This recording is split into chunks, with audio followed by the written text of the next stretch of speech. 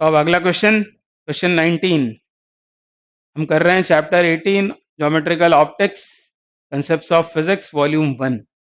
Locate the image of the point P as seen by the eye in the figure. तो figure में आप देख रहे हैं 3 स्लैब्स हमको बताई हुई हैं, इनके रिफ्रैक्टिव इंडाइसेस दिए हुए हैं 1.2, 1.3, 1.4, इनकी थिकनेसेस भी दी हुई हैं तीनों की, और ये जो गैप्स हैं मतलब यहाँ है एयर, ये गैप भी हमको बताए हुए हैं 1 सेंटीमीटर, और ये ऑब्जेक्ट की पोजीशन हमको नहीं पता। तो मैं आपको याद दिला दूं कि इंसिडेंट रेस की डायरेक्शन में जब टी थिकनेस और म्यू रिफ्रैक्टिव इंडेक्स वाली स्लैब रख देते हैं, जैसे यहाँ पर यह है ऑब्जर्वर, ये ऑब्जर्वर है और ये है ऑब्जेक्ट।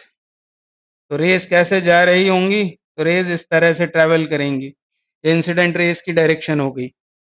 और इंसिडेंट रेस की डायरेक्शन में जब टी थिकनेस और म्यू रिफ्रैक्टिव इंडेक्स वाली स्लैब प्लेस कर देते हैं, तो एक स्लैब से शिफ्ट कितना आता है? वो आता है टी इंटू 1 - 1/म्यू।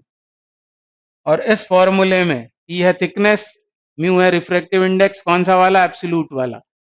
और इस फॉर्मूले में ऑब्जेक्ट डिस्टेंस को रिप्रेजेंट करने वाला कोई वेरिएबल नहीं है, मतलब ऑब्जेक्ट डिस्टेंस कहाँ है, कितना है, ये मायने नहीं रखता है। ऑब्जेक्ट इसकी जगह यहाँ होती तब भी किसी एक स्लैब से शिफ्ट इतना ही आता, और ऐसी मल्टीपल यदि स्लैब्स दी हुई होंगी तो नेट शिफ्ट कितना आता है? तो तीनों से अलग अलग निकाल कर उनको बस ऐड कर देना है, हमको फिक्र नहीं करनी है। गैप ज्यादा या कम भी हो सकता था, उससे कोई फर्क नहीं पड़ता।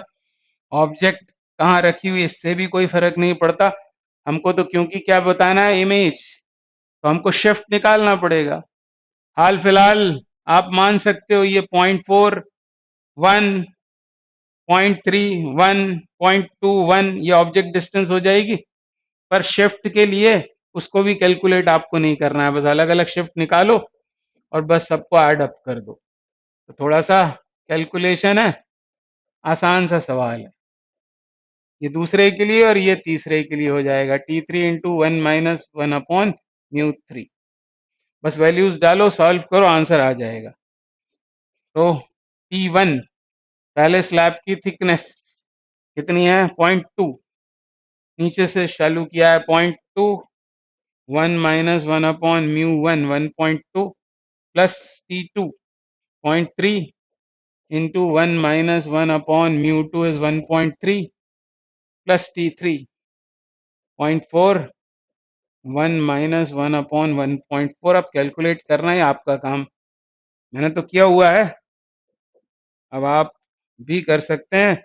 आसान सा है 0.033, बस आप इससे वेरीफाई जरूर कर लेना। दूसरा है 0.069, और सॉल्व जरूर करना, क्योंकि आप सॉल्व नहीं करेंगे तो कोई फायदा नहीं है ये कहानी सुनने का। आपको सिर्फ यहाँ से क्लू लेना है, हर क्वेश्चन में पहले खुद करने की कोशिश करना है, नहीं बनता है तो फिर आप इस वीडियो को देख सकते हो। पर जब आपको वो कंसेप्ट समझ में आ गया तो फिर खुद करने की कोशिश करो, जब हार जाओ उसके बाद इसको देखा जा सकता है, और आप खुद करेंगे तो आपको इससे भी अच्छी कोई मेथड पता लग सकती है। करते करते आपको समझ में आएगा कि इसकी जगह ऐसा भी किया जा सकता है। तो थॉट्स जरूर देना है उसके ऊपर आपको अपने, तभी फिर एग्जाम में भी आप कर पाएंगे। तो ये सब मिलकर आ रहा है 0.2165, 2165 यानी 0.21 सेंटीमीटर, 0.21 सेंटीमीटर अबव पी। तो ये तो आपको पता ही अबव पी ही होगा, इंसिडेंट रेस की डायरेक्शन में ही शिफ्ट आता है। तो पी यदि यहाँ है तो अबव पी ही कहीं वो एग्जिस्ट करेगा। कितना है? 0.21, 0.21। तो ये तो 1 सेंटीमीटर है, ये तो बहुत ही कम है। 0.21 मतलब यहीं कहीं इमेज बन जाएगा उसका फाइनली। तो थोड़ा सा शिफ्ट आ जाएगा इन 3 स्लैब्स को रखने की वजह से। तो ये इस क्वेश्चन का आंसर है।